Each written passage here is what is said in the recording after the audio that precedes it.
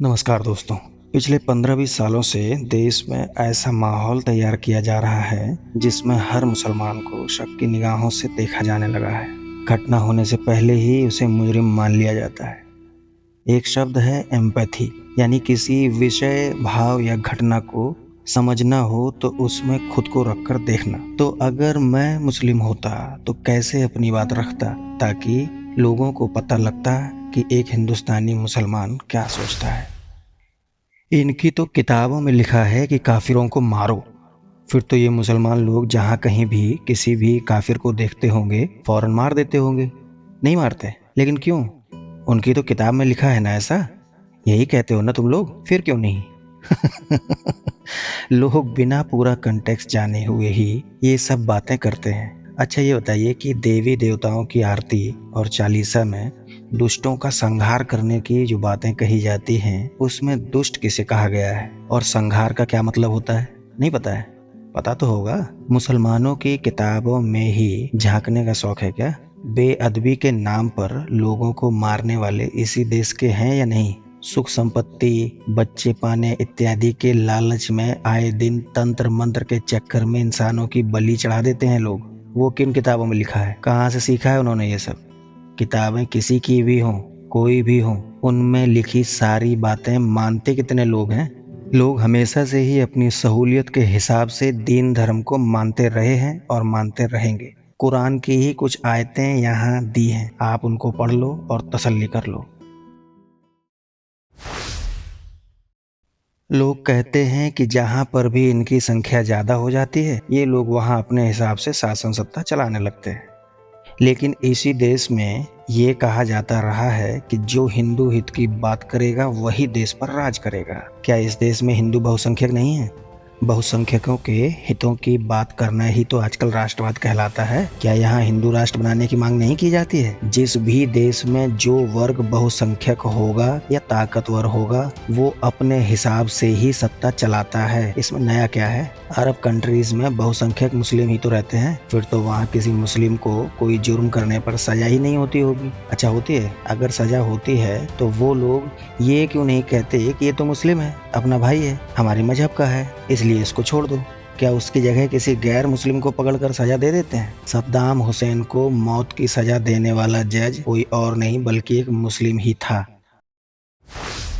लोग कहते हैं कि ये लोग कभी फिलिस्तीन का सपोर्ट करते हैं, कभी ईरान का, कभी इराक का, कभी टर्की का, यानी किसी न किसी बहाने अपनी कौम का नाम आते ही ये सपोर्ट करने लगते हैं। तो ये कंप्लेंट है या कॉम्प्लीमेंट है? क्या ये लक्षण केवल मुसलमानों में है? क्या पाकिस्तान में बसे हिंदुओं के लिए भारत में रहने वाले हिंदू कुछ नहीं कहते? क्या बांग्लादेश के हिंदुओं के लिए यहाँ कोई रोना गाना नहीं करता है? अरे जिसे अपनी कौम से प्यार होगा वो तो आवाज उठाएगा ही।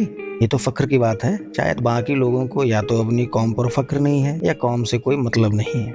तो अगर मुसलमानों को अपनी कौम से प्यार है तो इसमें भी उनकी गलती है। आपको किसी ने रोका है क्या अपनी कौम से प्यार करने में?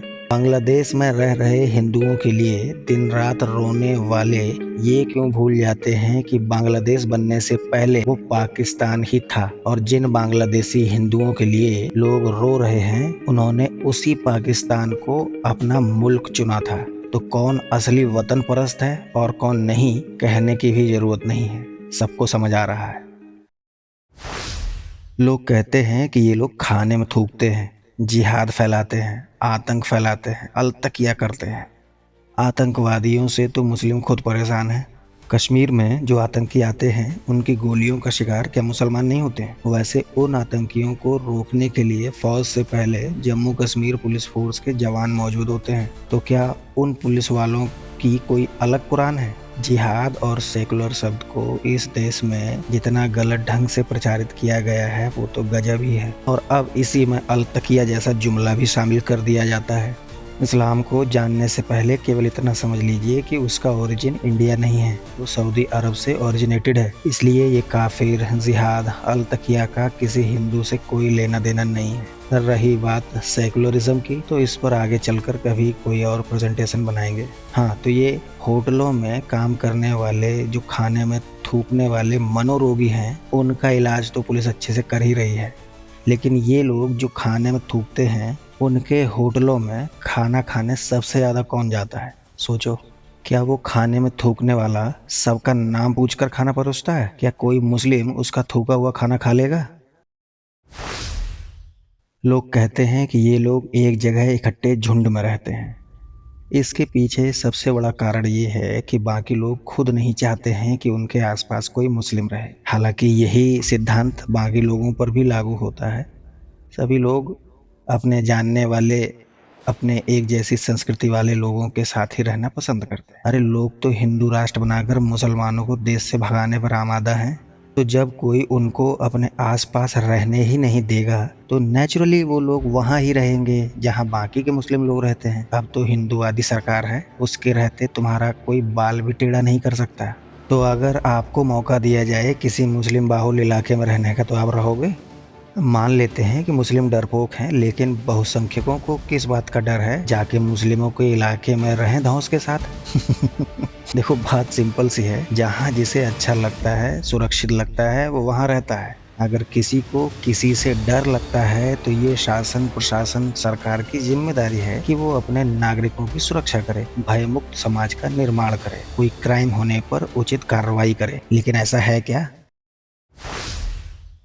लोग कहते हैं कि ये लोग तो आपस में ही मारकाट करते रहते हैं, दूसरों को कैसे छोड़ देंगे फिर?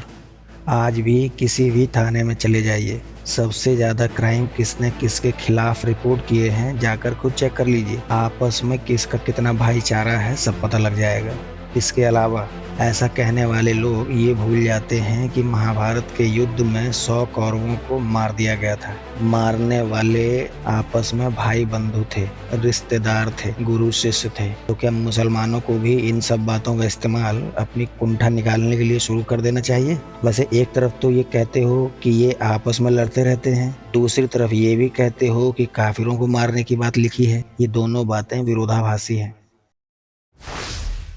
लोग अक्सर मजाक बनाते हुए कहते हैं कि मुसलमानों के हिसाब से तो धरती चपटी होती है, लेकिन मजाक बनाने वाले इन लोगों में से ज़्यादातर लोग बड़े गर्व के साथ ये मानते हैं कि सूरज को निगला जा सकता है, समुंदर को पीकर सुखाया जा सकता है, किसी इंसान के 10-10 सर हो सकते हैं, 4-4 हाथ हो सकते हैं, धरती से स्वर्ग जाने का रास्ता पैदल तय किया जा सकता है। उनका कॉन्फिडेंस देखकर ऐसा लगता है कि ये सब बातें तो मानो हैदराबाद की फॉरेंसिक लैब में टेस्ट की गई हों। लोग कहते हैं कि ये लोग खतना कराते हैं, दाढ़ी रखते हैं, टोपी लगाते हैं। उत्तर प्रदेश के बुंदेलखंड रीजन में लोग सांग रखते हैं। सांग यानी एक लोहे की छड़ अपने गालों के आर पार कराते हैं। देश भर में लोग नाक कान छिदवाते हैं, शिखा रखते हैं, जनेऊ पहनते हैं, टॉयलेट करने से पहले जनेऊ कान में लपेटते हैं और बड़े गर्व के साथ इसको अपने धर्म संस्कृति का हिस्सा बताते हैं। तो सवाल ये है कि क्या बाकी लोगों को ही अपनी संस्कृति अपनाने का अधिकार है, मुसलमानों को नहीं? सीधा बोलो कि तुम्हें जलन होती है इनको जुम्मे के दिन एक साथ नमाज पढ़ने जाते देखकर। लोग कहते हैं कि इनके यहाँ तो बचपन में ही ब्याह करने का चलन है, भाई बहनों में शादी ब्याह कर लेते हैं। कमाल है। ऐसा कहने वाले लोग ये कभी नहीं बताते कि इसी देश में बाल विवाह सन 60-70 के दशक तक पूरे देश में होता था। यहाँ तक कि कुछ जगहों पर आज भी बाल विवाह हो रहे हैं, जबकि कानून बना हुआ है बाल विवाह रोकने को।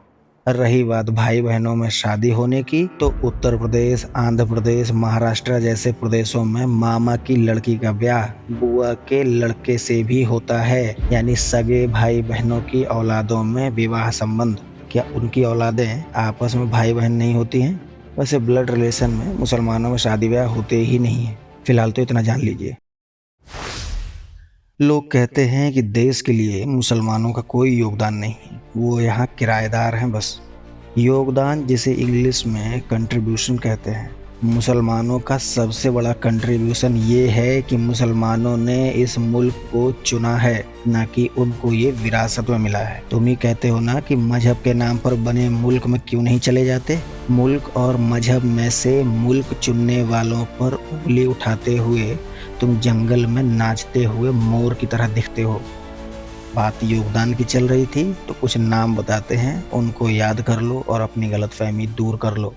Doctor APJ Abdul Kalam, the missile man, मुसलमान नहीं थे क्या? अग्नि और पृथ्वी मिसाइलों के विकास के लिए वो जिम्मेदार रहे हैं। उनके ही नेतृत्व में भारत परमाणु हथियार संपन्न राष्ट्र बना। उन्होंने एलसीए यानी लाइट कॉम्बैट एयरक्राफ्ट जैसे कई विकास कार्यों और मिशन परियोजनाओं को आगे बढ़ाया था। ब्रिगेडियर मोहम्मद उस्मान, महावीर चक्र।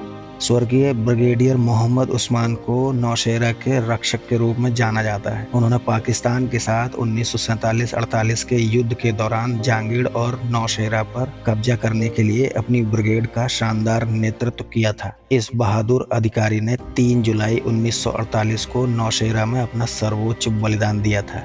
लेफ्टिनेंट जनरल सैयद अता हसनैन। अपने 40 साल के शानदार करियर के दौरान जनरल हसनैन ने अशांत वातावरण और हॉटस्पॉट में काम किया है। श्रीलंका से लेकर सियाचिन ग्लेशियर तक, उत्तर पूर्व से लेकर जम्मू और कश्मीर तक और मोजाम्बिक से लेकर रवांडा तक संयुक्त राष्ट्र के अभियानों में उन्होंने महत्वपूर्ण पदों पर काम किया है। वीर अब्दुल हमीद, जो एक रिकॉइललेस गन टुकड़ी के कमांडर थे, दुश्मन की भारी गोलाबारी और टैंक की गोलाबारी के बीच अपनी बंदूक को जीप पर रखकर आगे बढ़ गए। उन्होंने आगे बढ़ रहे टैंक को मार गिराया और फिर तेजी से अपनी स्थिति बदलते हुए उन्होंने एक और टैंक को आग की लपटों में डाल दिया। वो बिना रुके अपनी रिकॉइललेस गन से एक के बाद एक दुश्मन के टैंकों पर गोलीबारी करते रहे। हालांकि ऐसा करते समय गोली लगने से वो गंभीर रूप से घायल हो गए और युद्ध में शहीद हो गए। मरणोपरांत उन्हें परमवीर चक्र से नवाजा गया।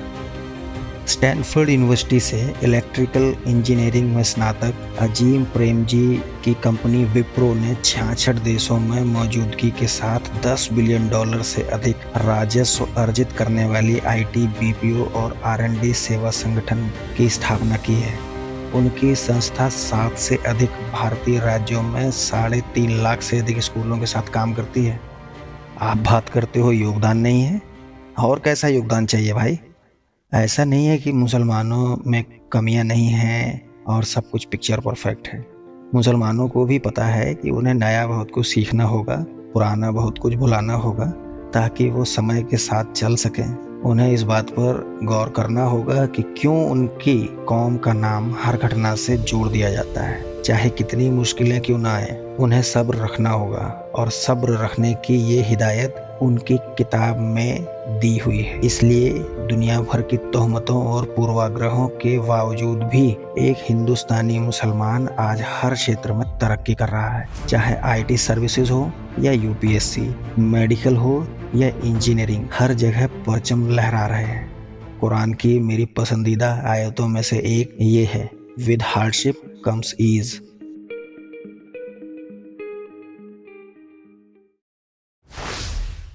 नफरत देकर बदले में हमेशा नफरत ही मिलती है।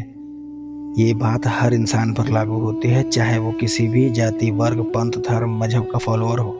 गलत को गलत कहिए, मगर किसी दूसरे के गलत की वजह से किसी बेगुनाह के साथ गलत ना होने पाए, इसका ध्यान भी रखना होगा।